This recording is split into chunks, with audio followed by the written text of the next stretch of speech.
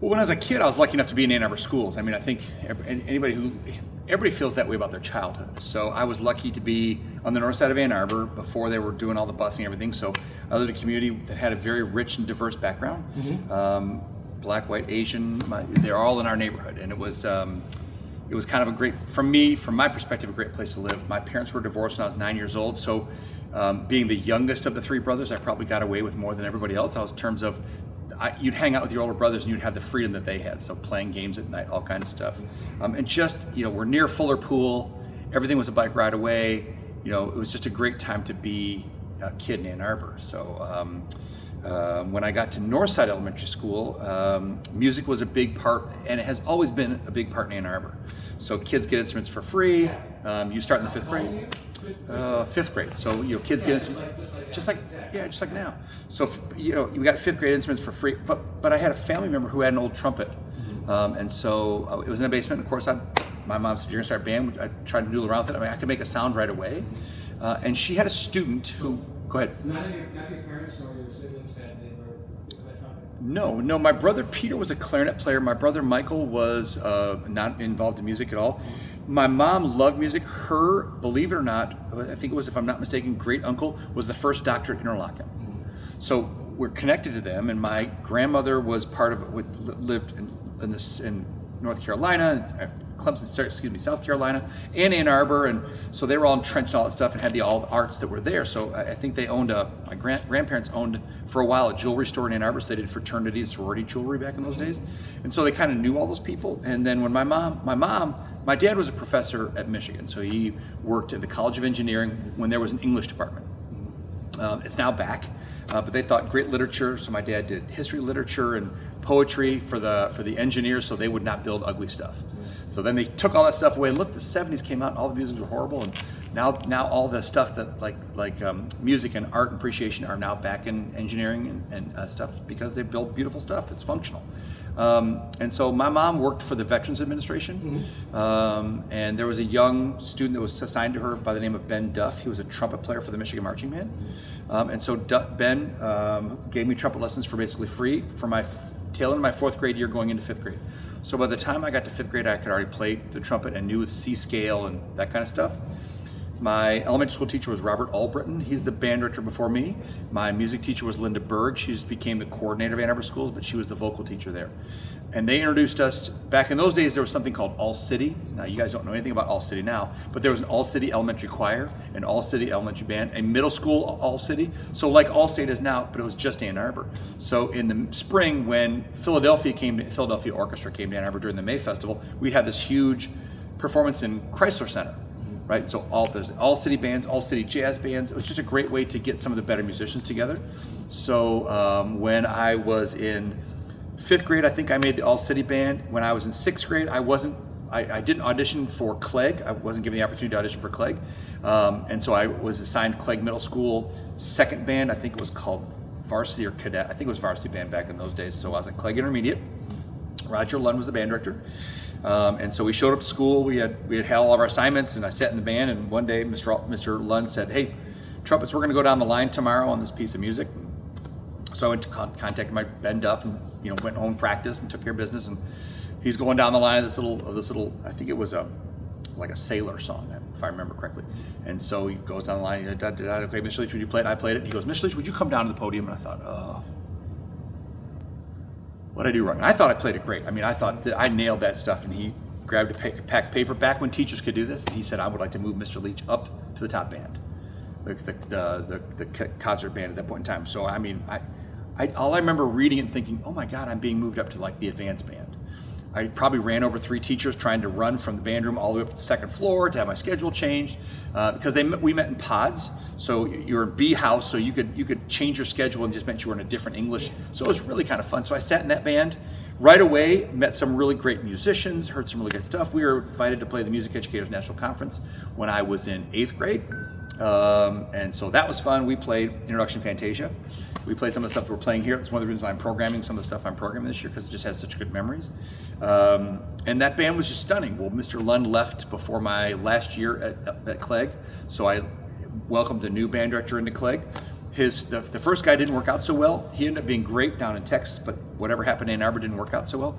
So Tom Millard was a graduate out of Ann Arbor Pioneer High School that was looking for a job coming out of U of M. He took over. He was great. I loved him to death. He lived in my neighborhood. He was kind of a father figure and really wonderful. Mr. Lund was a super father figure to me. He actually saw me walking home one day and gave me a ride home, which back in those days you could do. Hunter March was the choir director. He was beyond gifted. I loved singing in choir with him. He actually used to teach on the radio. And so back in the days, U of M could broadcast him teaching choir. So he would teach vocal pedagogy and stuff on the radio. And then from there I went to Huron High School, made the top band as a sophomore. Back in those days, it was just grades 10, 11, and 12. So as a 10th grader, I made the top ensemble. The next year, my junior year, we played the Midwest International Band and Orchestra Clinic with John Whitwell. John Whitwell became the director of bands at Michigan State University. He's on the Midwest Board of Directors. He's one of the finest band directors on the planet, and a mentor and someone who I'm inspired to try to be like. Same with Mr. Lund and Mr. March. Ruth Datz was the choir director. Loved her. Sang in all of her big groups. Was the lead in the High School Musical. Had the best time at high school. Played in jazz band and orchestra. Did everything. From there, I went to Eastern Michigan University. Studied trumpet with Carter Eggers. Russ Reed was the orchestra director, who was a fabulous mentor and a great human being.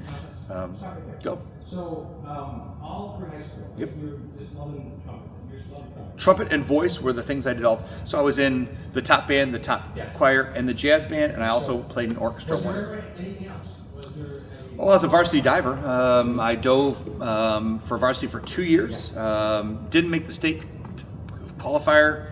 Back in those days, the best diver and the second best diver in the world dove for Pioneer. His name was Bruce Kimball. Yeah, So yeah. we used to watch him dive. I mean, you just watch him dive, and he could fall off the diving board and be perfect. But you were But by high school. You were musical. Yeah, it's just that's where my best friends were there.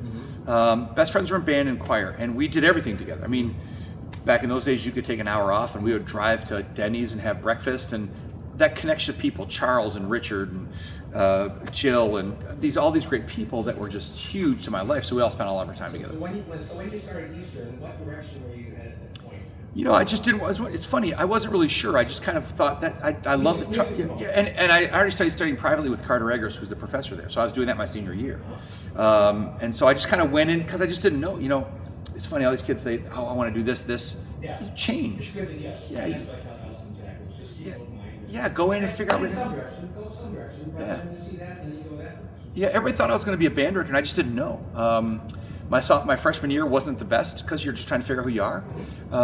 By the time I got into my sophomore year, I took a semester off to do culinary arts because I was working at some restaurants, and I wanted to make more money, so you could be in management.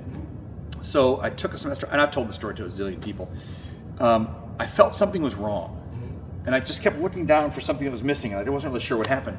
Well, I hurt my hand, and one day, so I'm just sitting looking for something to do in my college apartment, and I picked up my trumpet, and it suddenly felt normal again.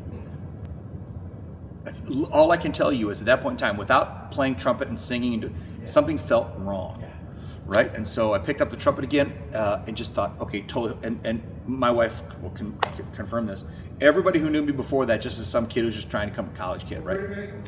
I met her my junior year in college. She was a flag at Eastern, and she's one of those folks where the flags would do something and I would go, don't do that, we're trying to do this, and so that nobody twirl near him because we can't do something wrong. And so it's one of those things where we had a mutual friend who ended up being the maid of honor, and I was dating a girl named Jennifer, and then Mary came along, and they were going to be roommates the next year, and Mary and I just started kind of hanging out, and it turned out that we were really connected, and Jennifer and her and a boyfriend ended up being really, really connected. So everybody thought, this is going to be awkward because they're not; these two are not together, but they ended up being best friends. You're marching band. Yep, I marched for all 4 years at Eastern. Yeah. Actually, for that department there.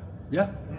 It's a great. I loved my time there. The professors I had were freaking amazing. I wasn't singing. I played trumpet seriously. I was in the top orchestra as a freshman, and actually sat first chair as a freshman. Did some really good music for Professor Reed, and then I was asked to sing at a church. So Blaine Ballard at First United Methodist Church knew that I sang. He said, well, can you come in and do an audition? I had a couple, so you don't maybe not know, but many of the big churches in this area in Detroit have paid ringers. So they have 1 or 2 members of each section that gets paid X amount for the rehearsal, X amount for the service. And so there was an opening, and a friend of mine was there. They said, well, Dave, you should come try out because you sing Happy Birthday at the restaurant. And so I said, so Blaine had me sing. It was great. I'd like you to start. And so I sang for a year with Blaine, and Emily Lowe, who was the choir director, had a group called the Madrigal Singers, and they were one of the best in the world. When she was there, they actually took second in the Cork Madrigal Festival, which is the top madrigal festival in the world in Ireland. And so the next year, she was invited with that choir to go to Hong Kong and Taiwan. And so she stopped me in the hallway. She says, Dave, I need to talk to you. And I was like, well, Professor Lowe. She was a quirky, unique, funny, amazing woman. And she said, I'd like you to try it for madrigals. And I said, Professor Lowe, madrigals meets at the same time Concert Winds meets, which is the top band. And I said, I just keep going, just try out. Sure. And so I went into the audition, and I was the only non-mouth major, the only non-vocal major in the men's, but I got in. And so it was one of those, okay, how do I have this conversation with Dr. Plank, who was the band director? And he was great. I sat down and said, hey, I've been given this opportunity to travel to Hong Kong and Taiwan, and you're traveling to Port Huron. He said, I'd do the same thing. So I was in madrigal choir for a year and sang with her.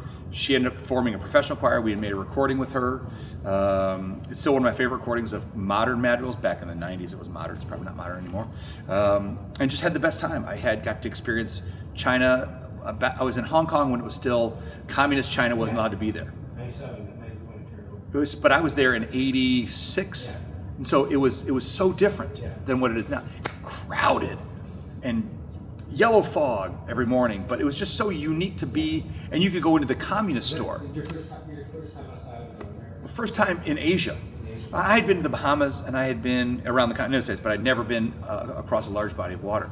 And Hong Kong and Taipei was mind blowing. Yeah. Best food I've ever had in an alleyway. We drove by an alleyway. It was an alleyway in the afternoon. At nighttime, they hung carpets on all the pipes, and it was dim sum, and it was amazing. Yeah, the tourist stuff not as good as the real food. Oh, for sure.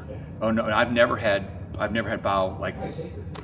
Probably because we were just some old guy in a cart selling you pork buns, and it was stunning. And we went down to Hualien and saw there's like Route 1 in California. There's one of those in Taiwan that goes along the west coast, and so you're looking down and the ocean's right there, and it was magical. Some great friends that came out of that.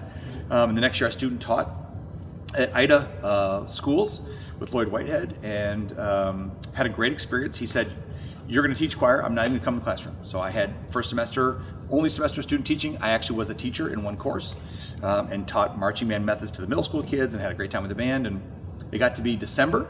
I was going to go on a Wednesday. I was going to come up to Eastern and go to they called it those days, they may not, called career services. So you would bring your brand new resume with no experience and drop it off. And then all the schools around the country would say, hey, we need a English teacher. And then EMU would send them 7 or 8 packets or 10 or 15 packets. But you had to have everything in career services. So on Wednesday, I was going to career services, and Mr. Whitehead said, Dave, you can't go. The trumpets have a big surprise party planned for you. They bought you a gift, and so you have to stay here Wednesday. I'm like, okay, great. So I'll just go up Thursday.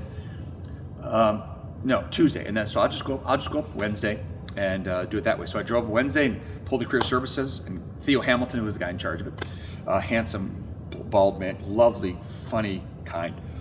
And he's talking on the phone. He hangs up the phone. He turns around to me and goes, Dave Leach. And I went, ooh, that could be good or bad. How can I help you? And he said, I just got off the phone with Ypsi Public Schools. The band director announced his resignation effective Friday. And this is December.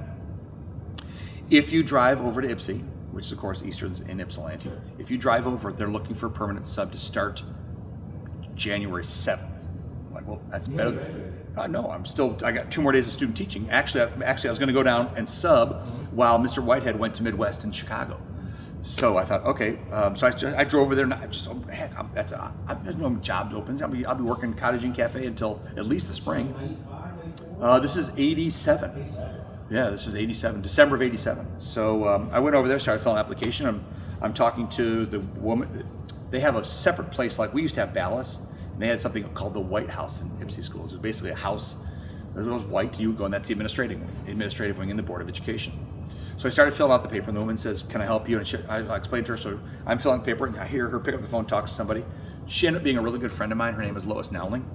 And so about halfway through filling out the application, the door opens, and one of the assistant principals from Ypsi Schools comes over. She goes, "Can I talk to you for a few minutes?" And so she basically starts to proceed with an interview. And I had no idea it was an interview, right? I'm just talking to her. She asked me questions, how big a program, where do you come from? And she says, if we agree for you to start tomorrow, we'll guarantee that you're in the finalist of the job. So we'll get down to 4, and you'll be one of the 4. I'm like, oh, start when? I'm sorry, what did you say? Start tomorrow. I said, I'm supposed to sub for my cooperating teacher. Can I call him and just touch base with him? And little did I know that was the perfect thing to say, right? Because that shows loyalty, dedication, commitment, right? So I pick up the phone and I called Lloyd, and he goes, "Dave, hang up the damn phone, take the job." I'll take it, right? And so the next day I walked into Ypsi Schools. The band director was 20 minutes or 15 minutes late. He was very unhappy, didn't like the kids that he was with, was unhappy in the situation. And so we went out to dinner, or we went out to lunch in between that and the elementary school job that he was working at. He slid his keys across the desk and he said, "Good luck," and left me with the bill. I'm like, great. So I went down there, and the next day I was by myself with the kids and I just sit in the band room talking to them and find out what they did, and got keys to get in the building over the winter break, picked music for festival, and took them to festival. They hadn't gotten a 1 in years, got a 1 at district festival, got a 1 at national travels, and stayed there from there for me the job. So let's talk about Ypsi. You were there for 13 years? 14 and a half. 14 years. So, so my understanding of the Italian school is that they're simply not as privileged in money as Ann Arbor is. Yeah, well, yes and no. I mean, most people don't understand that there is, and now how it's structured, there's a fairly affluent part of Ypsilanti, the west side, right? So near what used to be Ypsilanti, what used to be the Washtenaw Country Club. Mm-hmm. So all in there there was lots of affluency. And then there was affluency as you move towards the campus, right? Yeah. There is poverty there as well. So you go across Galt Village and out in that area, there's staggering poverty as well. But in those days, Ford, General Motors were all still working. Yeah. Right? So even the impoverished people had Ford Motor Company, and Ypsi had money because the Ford Motor Company kept that city in vast terms of finances. It's still not very much finding the symphony band here. We outplayed them my last 3 years. We played almost the same music the Pioneer Symphony Band did when I was at Ypsi. In fact, my last time I think my last festival was here as the director of bands at Ypsilanti, and Wind Symphony played one of the songs we played, Huron Symphony Band played, the other song Pioneer Symphony Band played, and we were swapping scores. So we walked in and we all set down our scores, and the judges just assembled who was playing because we each shared one of the performances. Those kids some of them had fluency. We had private teachers that came in that I knew that I hired from the band association was stunningly adept at fundraising. So we had people come in and taught lessons after school sometimes. So this is the beginning of something very important to you, is the no one or no child left behind. Yeah, 0. Yeah, no one should be left behind for something stupid as money. Is this the beginning of that? Very much so, because they'd never traveled abroad, and I took them to England in '98. 94 we took them to England, and it was mind-blowing. Yeah, or band camp, or anything. Or I can't be in the top band because I can't afford a good instrument. Yeah. I mean, that seemed. I mean, you go back to my childhood. I lived in the poor part of Ann Arbor. I lived in the west, on the north side, right? There wasn't a lot of money there. Yeah. Arrowwood Hills, which is now called Pontiac Heights, which is now called Arrowwood Hills, was impoverished. Right, there was a lot of poverty there, and so I was surrounded. My father was a professor who left my mom working part-time at a Veterans Administration as a technician. Yeah. Right, so I knew not having money. I had a paper out when I was in elementary school. Ann Arbor, I delivered in Ann Arbor, so I had to have some money. I worked under the table at a chicken frying restaurant, and I started working as a busboy at pantry. I mean, I've not had a job since I was in elementary school because I needed to have money so I could do these things. So you did a lot of things with Ypsilanti. You accomplished a lot. You really I loved it. It was the best. It was the best way to learn how to be a band director because I mean, everybody's forgiving. It was the best blue collar experience. And then? Yeah. Then Robert said, and so I was in a brass quintet with Robert, and we maintained a really good relationship. And so Robert said, "Hey, I'm going to think about retiring. Would you be interested?" And I'm like, "A Pioneer? Who wouldn't? I mean, the benchmark band program in the state. Who would not be interested?" And Robert kept it I mean, Robert was a great steward. 2000 now? This is 2001. Yeah. So I applied in the spring of 2002. And so it was another fascinating story. There were 22 people on the interview panel. We haven't had that many, even for principals at Pioneer School. Actually, last time I met with Robert Hugh, first thing he says, "I'm so sorry." I'm like, "What are you talking about?" He said that panel was insane, 22 people. But it was interesting. So kids were involved, much like Ipsy, and I encourage them to do the same thing that I'm encouraging Ann Arbor to do.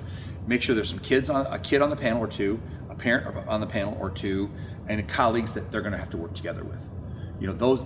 At the end of the day, the administration just wants kids in the classroom, and they want to make sure that nothing crazy is happening. Yeah. They don't really care if you're the best in the world. They just want to make sure that things are taken care of, right? And that was certainly true of Ipsy, because the guy before me they weren't really great. I mean, they hadn't gotten a 1 in 30 years at State Festival. So 2 guys before me didn't do any of that stuff. We did that regularly. So this is one of the first hard decisions. Not hard. It wasn't exactly hard. It was impossible. It was awful hard. It still broke your heart in many ways. Oh, yeah, you can't process it. The superintendent's daughter collapsed in the band room floor when I announced it, and her dad was great. Families were great, and they did everything for us. I mean, they gave Bill Boggs, they gave us a secretary. Nobody had. I mean, we were the only ones outside of They didn't want us to go anywhere. We did everything. We went all over the world. But you make a business decision at some point in time. Like I'll tell your kids the same thing for college. At some point in time, you're going to get into college X, Y, and Z, and who's going to offer you more. Because at the end of the day, 1 + 1 at Harvard is the same thing as 1 + 1 at Eastern. It's 2. It determines how hard you work, depends on how successful you are. So it was extremely difficult. Yeah. It was awful. Lots of tears. Yeah. So anyway, that takes you now to Pioneer. Mm-hmm. Yeah. In the beginning, how that started. It was. I mean, it's interesting. It was more like we know and I think it was even said to me, we know we're hiring you, and the bands are going to slide because it's been so great for so long. It's going to slide under your tenure, but we hired you so it won't slide fast, which is the most backward insult I think I've ever been told. But it was fascinating. And it was right so to my face with the most honest. My wife was right there, and we're just like, oh, okay. Well, you've now been in my program. You've seen what I program. You see how things go. So we played a really raucous program at band camp. I think we played Millennium 3 by Alfred Reed and Africa, which is why I did Africa. Yep. They had never experienced that kind of programming. They couldn't get to their feet fast enough. In fact, they were screaming and yelling before the song was over. And it was one of those things. The person who said to me said, "Well, you'll never top that." The next year, of course, we played something called 12 Seconds to the Moon or something, and it was a rocket ride. The great thing about it, and I never experienced what lots of teachers do of being different. No one was negative. None of the kids were like, "Well, Mr. Albritton." 2 reasons. First of all, I'm a Mr. Albritton student, so you can't come to me and go, "Well, Mr. Albritton did this way." Well, I was Mr. Albritton before you, and in some cases, your parents were having. So that was never an issue, and we're so different in terms of approach to children. And so the kids embraced it, and I was grateful. And some of the best musicians I've ever heard ran with it, and we just didn't flinch.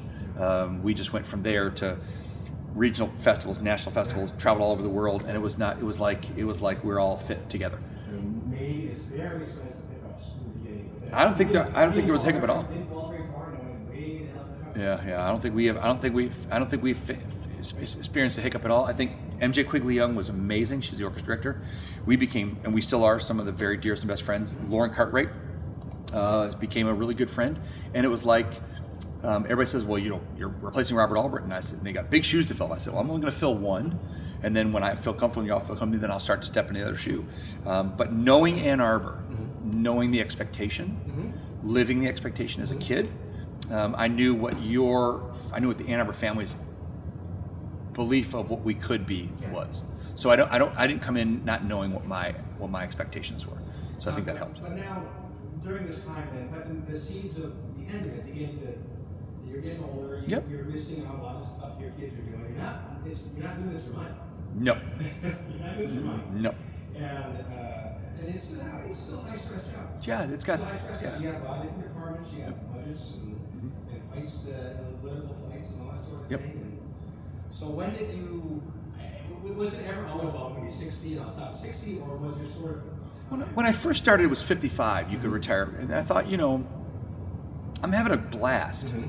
I was never going to be financially wealthy, but in the world, I'm a skillionaire. Yeah. I mean, you know, Yeah. I've taught, Nice. well, but I've also taught in communities where the money that I make makes me very wealthy there, Yeah. right? Ann Arbor does not poorly pay their teachers who have been here a long time, Yeah.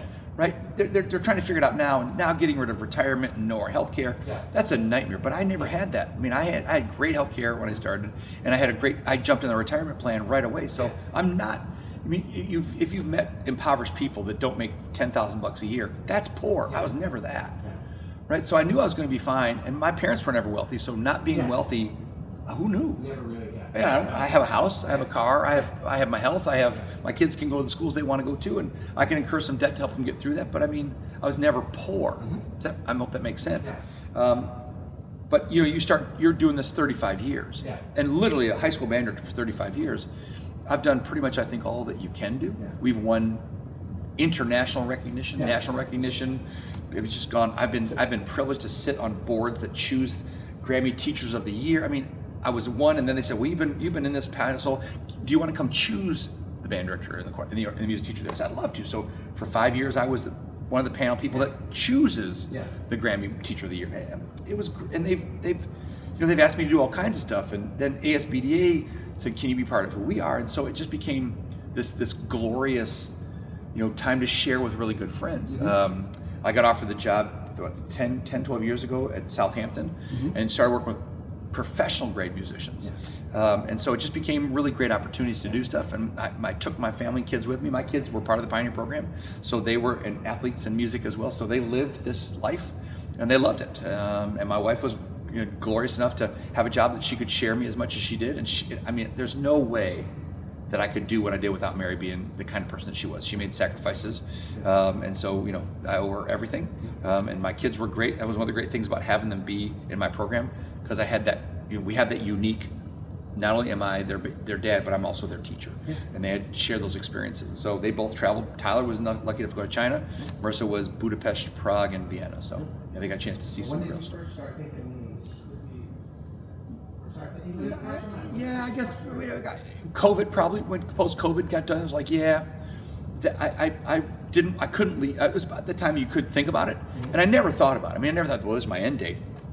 COVID was awful, and your kids were in there, and I don't think I've ever worked that hard to try to make sure the kids felt connected through a box. I mean, your kids laughed at my classes. I mean, Allison, we all found ways to connect, but it was nothing compared to what. And then getting them back out of that, the next year was. I mean, I don't know if you've read. There's a great article in Reuters last week or the week before how bad the world's children have slipped post-COVID. Yeah, it's massive. America rose in the ratings because we didn't slip as far as everybody else in the world did. So I think we tried really hard to help kids and catch as many as we could. But you just realize that when you get to be 50 and 60, it's just you're so far from the kids. They view you as, when you're 25, 30, they're like, ooh, Mr. Leach is young, et cetera, et cetera. But now, like, he doesn't understand phones, but I don't. I don't pick up my phone all the time. I mean, he doesn't understand the things that are, and I have all those access, but I don't, I try to help them process what they're doing. And I just think it's a matter of, it becomes, and I've talked this with other colleagues too, it's a 35 to 45-year-old job to be this one, right? You get to be in the 55 and 60, it's a lot on you. You're out all the time. You're doing stuff every weekend. Is there an element of wanting to go out like on top instead of leaving before and wanting more, and people wanting more rather than you kind of just slipping and? Yeah, I think decades ago. Yeah, I'm not sure I'm ever going to run out of energy, but I think decades ago, it's leave it when you love it. Yeah. And I had so much fun last night. At the concert, when your kids at all levels can play at that level. Yeah. We're not stressing over a note. Yeah. We're not stressing over will this kid. You're trying to make an artistic moment. And I think the crowd felt that, and I think I felt that. I think the kids felt that. We talked about it today. As long as that's okay, I think I could do this. If I didn't have all the bureaucracy and nonsense that went with it. If you were just coming in and teaching every day, I think it'd be different. But you have, public education is changing. Yeah, and what's happening. Yeah, and I think the problem is we became the enemy about Clinton's era, telling Clinton and through Obama, and certainly through the folks who went afterwards. Education was vilified financially because I think they saw it as a money making, much like they did for medication. I know, it's shocking. Right. I have friends that feel that. Yeah. Yeah. Well, when I was a kid, medicine was not. You weren't going to be a billionaire, right? And so it was Nixon, HMO. It brought HMOs in the role. It was Richard Milhouse Nixon. And then everybody wanted to be there because they could be a millionaire, right? And so I think it changed I don't know if I don't change it for the better or the worse. I don't know. It's just what I live in. But when they started to look for education to make money instead of paying for it, then the vultures swept in and vilified teachers. And we were vilified before COVID. Then we had to start. Okay, now you don't pay enough for your insurance. We make $40,000 now, $50,000, and now we have to pay $5,000 for insurance. That's okay for a doctor who makes $150,000, but for a poor teacher who's making $35,000. Oh, and by the way, we're not going to give you retirement anymore. You have to take the money that you get and invest in it. Who's going to do that? And then now, we're not going to put cameras in your classroom, and parents can watch you and talk about everything you do. I don't mind. You come to my classroom all the time. I've been doing this awful long time. I don't swear. I don't treat kids inappropriately. I love my job. But to have that kind of microscope and then always be told that you're not that your profession is not really worthwhile. We could do it on computer, and thank God they got to see what that's like. But it's hard for the soul. So now we reach the second great awful moment and heart-sticking moment. You have to tell everyone that you love that you're leaving. That was awful. The second time. Yeah, that was awful. Probably worse. And I've shared this story with a lot of people. I told the counselors on Sunday night's meeting before band camp, and I shed a tear or two there because they're just so great. They're so great adults. And I said, I'll be telling the kids on Friday, so or for Saturday night, so they don't have to sit in camp about it and process it. And it's just another camp, and I want them to. You've all heard me say this. Yeah, it's about them. And so I said, they have to tell them. They can't find out on stage. That's really not okay. And so I told the counselors I'm going to tell them at the end of the last rehearsal on Saturday night in the bowl, so everybody knows what's going to go on. And then they started texting former counselors. And then right before the rehearsal got done, I talked to them, and all the counselors came, and the campers are like, "Why are all the counselors?" Usually he introduces them at the first one. Why are they all here? And then around the corner came quite a few older counselors that are since I lost it. I just could sobbing, and figured out a way to pull it together to say, I've had a great job. I've had a great life. I've had a great career. I've met some of my very dearest friends from this position, but I think it's time to move to the next. I think it's time to have somebody else have this job. It's time. And the kids started crying, and counselors started crying. Everybody started crying. But it was great. I think you go back and look at it. So many kids to me said, I think that was a great thing to do because kids can see men can cry. Can see that. I said, you saw plenty of that because the guy counselors are crying, the girl, everybody's kind of doing it together. But yeah, it was really hard and rewarding, because you hate to say that and they cheer. So that didn't happen. But it was just one of those things where, you have to. I'm grateful that I announced in summer music that I was stepping down because I did that in July, and people came out of the woodwork and said some of the most wonderful, flattering things. And kind of the same thing's happening at Pioneer High School. People reach out, "Oh, Mr. Leach, hey, we're gonna be in Chicago. Can we get together for a drink?" And I just want to thank you, right? And so that's been kind of the most rewarding part of it. And I think I'm glad that I got the advice to give everybody kind of a year because people have had chance to say, "This is what our relation." We had this relationship during this point in time in my life, and this is what it meant to me.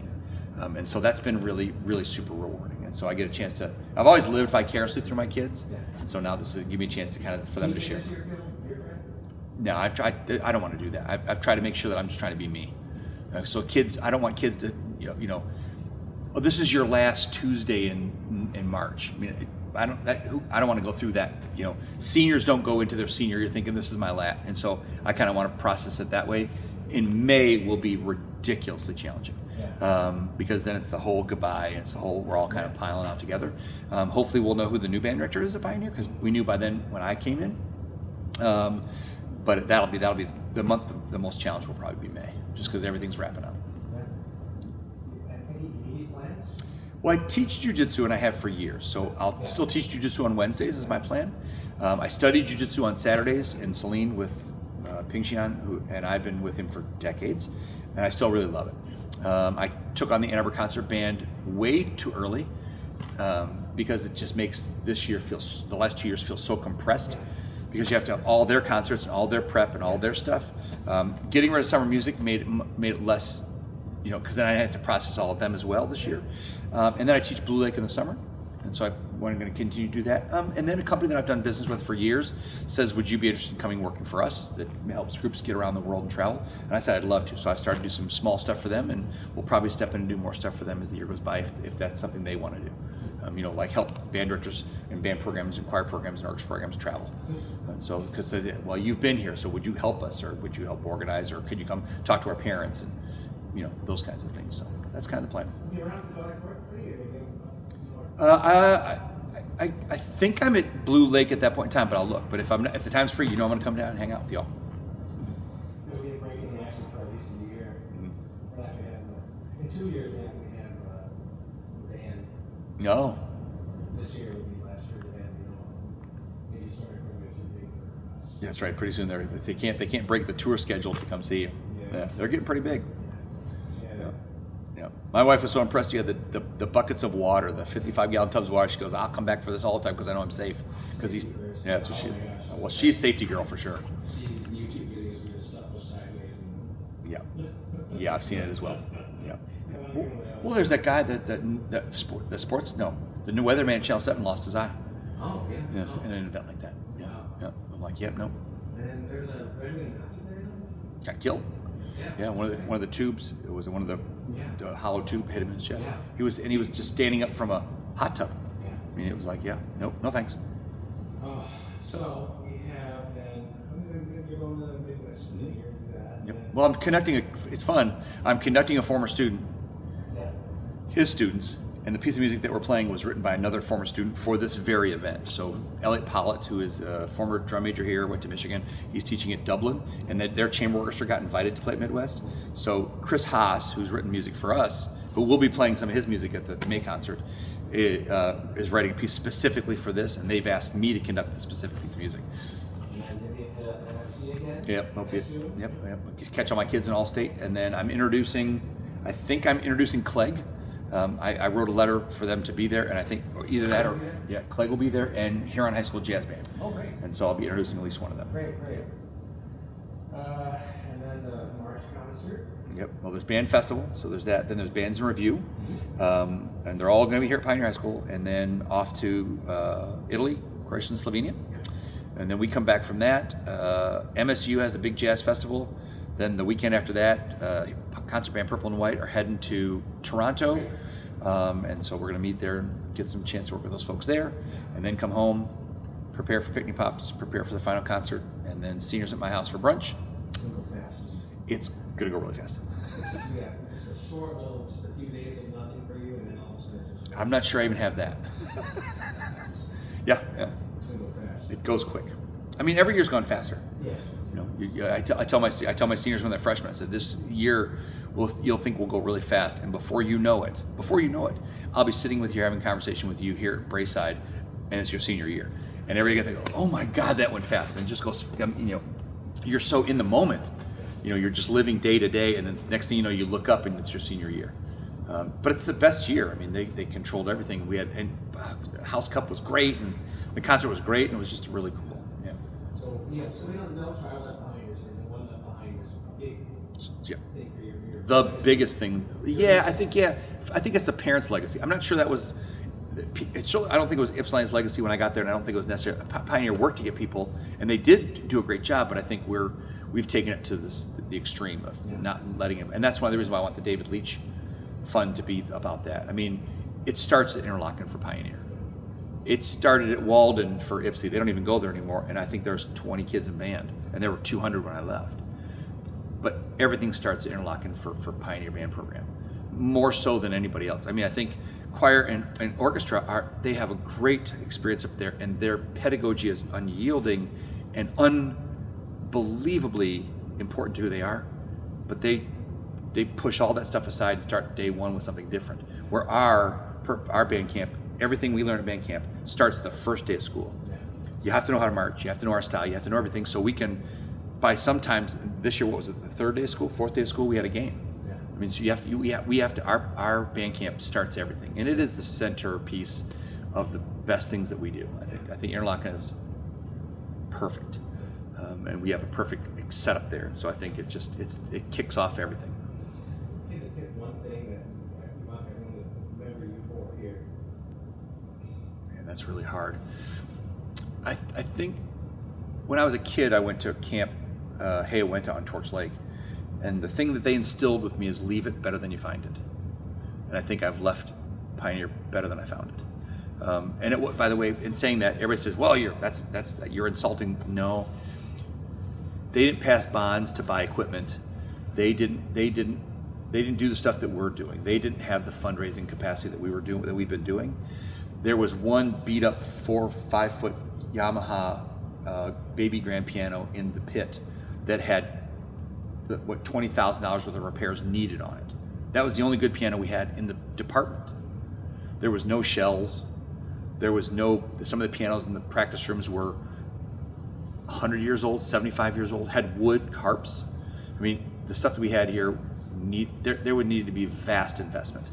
And in my time here in the 22 years, we have made millions of dollars in investments from families, from the community, from the school district, to put Pioneer in the showcase of we've always been one of the best in the world at what we do.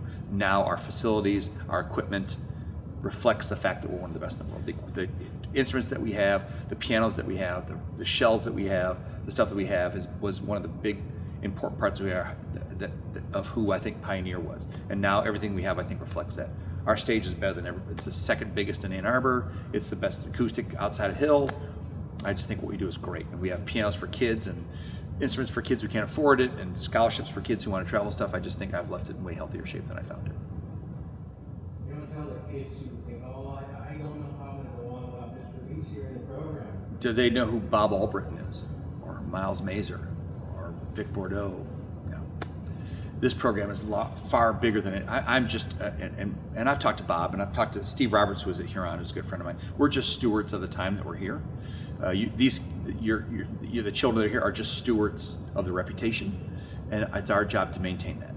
And so I think, there are some really big names that want the gig. There are people that have been connected to Pioneer that would love to come back, and there are people that have watched us who are like, okay, that's a job, that's an end job. You retire from that job. You're going to be involved in the process? I'm going to be involved in advising how the process goes, and I've already said my piece about how I think the process should go. It's almost identical to the process that I went through. It's almost the identical process that I think Ypsilanti went through when I left, and they got a really good band director after I left. And I think that's the process that they should. And Ann Arbor has a good process about it. It's already public, so the right people know about it. I've been asked to meet some people at Midwest who want to ask questions about kind of how this all comes about. And so I think there's some big, very prominent young band directors that would love to be here and sit and take this mantle and make it their own. It's actually a great hard here at him. Yeah. But, and he to me. I'm a little bummed too, but I gotta admit, I'm kind of also excited being here at the start of the Something new. Yeah. And if they hire the right person, and if it's connected to Ann Arbor, it'll be seamless. Yeah. If it's someone connected to the program, like I was connected to the program, it'll be seamless. It'll just be a different face. Erin's still going to be here, so there's going to still be all of the history that she has. Yeah. I am not leaving town. I was born here. I've been raised here. I love Ann Arbor. I mean, if there's a town, there isn't a town that I would rather live in than Ann Arbor. I visit. I love Traverse City. I love New York City. I would love to have a place to stay there and hang out. I love large towns. I love Chicago. I love London. I mean, but at the end of the day, where can you go that's this small town feel that still has major events? I'm from a blue collar town in Cleveland, Parma, Ohio. Yep. Just very Slovenian, Italian, Polish community. And I always tried to go back alive, actually. Yeah. I always tried much until somewhere in the middle of medical school. This is my home. Yeah. Well, look what you have here. Besides the schools, so your children get a chance to have this kind of experience. But you have the University of Michigan resources, and not just. And I don't mean just the hospital or the facilities or the there's UMS. Yeah, there's professional grade athletics. Yeah. There's professional grade theater that has nothing to do with professional, right? A small Right. town, a small Yeah. town. And then you add professional theater that comes here. You add UMS to that equation. And people who don't come here, who don't know that. I mean, the Royal Shakespeare Theater, when they travel to what, 4 cities outside of England? New York, Chicago, Los Angeles, Ann Arbor. Yeah, you never think like it's boring. You never No. if you really. And it reinvents itself every 4 years. The new black comes in, or the new whatever. Yeah. Red is the new whatever that's saying, right? The new stuff comes. We don't stagnate, right? Because 4 years from now, there's 100,000 different youthful kids with a whole different 100,000 new ideas. We're going to have the kids with a chip in their head before anybody else, because they're the ones who are going to try it, and then they're going to come here. So I think we've always been, and Ann Arbor's been great about that. We've always been cutting edge because we roll over our population, and that's different than any other town. Yeah. I mean, EMU doesn't have the same kind of connectivity that U of M, because we don't have town and gown. It's all together, right? And most of the people want. It's funny why we have such great restaurants, because kids don't want to leave. Why would I leave Ann Arbor? Mike Haycock, who's not from here, he's not from Ann Arbor at all. When he retired from the University of Michigan Director of Bands, he still lives in Ann Arbor. Yeah. And I asked him and Melinda, we're not leaving Ann Arbor. Why would you leave Ann Arbor? I don't know. I was born here. I haven't. I loved Ipsy, and we moved there. And I would never change that. I had oh my God, we had so many good friends and euchre parties, and oh gosh, we loved our little house. And but we belonged to Huron Valley Swim Club, so we were always driving that way. I never really lost connection with Ann Arbor as a kid. I mean, as an adult, we still would go to Ann Arbor to do stuff. We'd do tons of Ipsy as well. We still went into Ann Arbor to do stuff because of our Mary grew up in Dexter. We went to Dexter there as well, but we connected there. So when you came to Ann Arbor, it was seamless because we already knew we were going to go shopping. We already knew we were going to hang out. We already knew where we were swimming. We already knew all that stuff was all part of our lives already. A lot of work for me to do before the end of the year. I have here. I think you'll like what I'm going to do with this thing. It's not going to be boring. It's just really different. I will love it. I think you'll like it. There'll be some huge shit. There will be. It hasn't stopped yet. These nice ones. Oh, thanks. And it's too far ahead to think about. I was thinking about maybe I'll do an interesting intro to the next person, sort of thing. Like, we're building up. This is the new thing. It's a challenge, and here we go. Yep. Like I said, I'm at the unique point in history here. You're at the scene. One of the guys that are kind of old like and probably Dan too, feel the same way that we're not really going to graduate with our kids. Yep. We're not going to leave this program in the next person. When our kids graduate, we're going to stay on for a while. Yeah. Well, they did that when I got here. People started. I mean, Gail Stout stayed, and she's unheralded. She knows how much I adore her. Yeah. But when we took over, the Pioneer Band program was not the Pioneer Band program that we have now in terms of its affluency, in terms of its ability to resource. And it's huge now compared to what it used to be. Even Robert said, "Oh my God, the machine you have at the Ypsilanti Band Association." Well, now that machine is the Pioneer Band Association, and they're really great at it. And that's Gail, and she stayed for years after her kids left. There will be a time. There will be a time when we eventually. She did too. It's just natural. Yeah, I mean, it'll be 3, 4, 5, 6 years somewhere. It'll eventually get long after our kids are here. But I don't know. Yeah. Time for us to move on. But Dan and I, we want to leave the program with something that we knew, something that some parent can just come along and just hit a plug in. button and just well, everything. The cyclical things happen. It'll happen. You'll develop all this, and then it'll stay around for a while, and then somebody else with a different passion will come in and do much the same kind of stuff. Yeah. But what you've done is indelible. I mean, this video history will go on long after any of us are. Someone will come back and go, "Oh my God, did you cheat?" Like I remember I was watching online, and I saw the construction of Pioneer. Someone had transferred the old 8mm. Yeah. Oh my! It was so fascinating to watch and interview the people that were there, and you're like, "Oh my God!" I'm so glad somebody did that. I wish that we had more of the older stuff. It's just life. There's not a lot of stuff for you from before 2010. Yep. Really, not much. Yep. Not much. We did a lot. We traveled everywhere. They didn't have camera phones. Yeah, no, they didn't. They had disposables. So there's not a lot of stuff. You doing anything really? That's probably right. I was much better looking. Had more hair. Yeah. Oh my gosh. Well, thanks for all this. Thank you. Yep. I had a great time. It's been a great year. It's been a great 22 years here. I mean, it's hard to, you think you go into a job and, you know, this was the last band directing job. There was no doubt when I took it. I mean, there was no doubt in 02 when I walked around Interlaken as a wide-eyed band director, knowing that that's where I was a kid. I mean, there was about 15 minutes of whoa, and then you're like, okay, I got a job to do, right? I walked around and thanked Interlaken when I left, and I walked around and thanked Interlaken when I got there. What it meant to me to be a kid there, but what it meant to me to be an adult there in space there, and you just realize how fortunate all that stuff is. You realize you're sitting in that moment, but you also realize that you're beyond blessed to be, I mean, in the space that the kids play the way they play and believe in what you believe in. You know, you could be there's places where kids, oh well, I'm not going to follow that direction. I want to do my own thing. I've never really faced that. The ones who don't want to do that don't stick around, and we don't have very many kids that do that. The kids are like, we'll do that. We'll play this crazy piece of music called Havana that's just like written for some college band, and we'll play it better than most, right? And that's kind of a fun, unique space. And so you walk in that space, and you're just kind of awestruck for a moment. Then you dive in, and then when you're all done, you look up and you go, well, that was an amazing, wild 22 years. That went fast. Okay, you know. So, but you know, you come in, like I said, this is a job you're gonna retire from. Yeah. You know, where are you going to go from here? I'm not sure I could teach college. I mean, if somebody offered me a position, I wouldn't be a band director. If you wanted me to teach teachers, maybe. But I think I've done all that I can from a band director perspective. Yeah. And when I was young, even here, I talked to Mike Hathcock and Bob Reynolds and Max Planck and John Whitwell. And I said, you know, I may want to think about being a college band director. And they said, well, let's talk about that. And I said, great. He said, well, your first job at Poughkeepsie Junior Middle College, which is all you're going to get because that's what's going to happen. Your bands will play nowhere near as good as your band program does right now. And you'll make $35,000 less than you are net right now. Oh, no. Well, not done yet.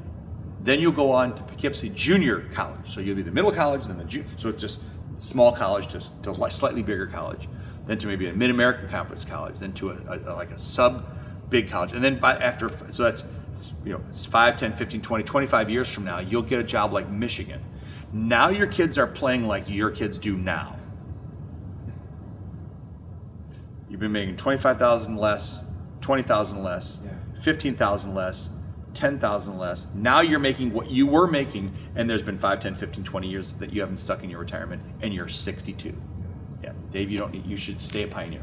I'm like, yep, I have no reason to go anywhere. And I've had, you know, Bob Reynolds is still, I mean, Mary and I ran into Bob this past weekend.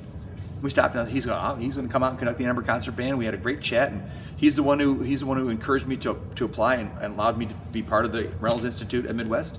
You know, 50-some-odd-year-old band director conducting with all these graduate students, and it was great. You know, and they're just people that have been super kind and supportive. And I mean, I think they know I work hard, and they think I know that I really love my job. And so I've had ridiculous experiences and met some ridiculous people. So, you know. Mary, a little hint, a little preview of what the theme of this. Okay. It came to me. No, nice. It came to me back in July, really. It was going to be like. Nice. Yeah. There's some little music involved. That's good. So you know. I look forward to it. I'll probably cry a lot. You probably will. But I just tried to listen to it. Yeah, I probably will cry a lot. I have it. It's in my head. Yep. Yeah. The circulars things. All right. Well, I appreciate you a ton. Love your kids. You know I do. And you guys are so special to us. So thanks.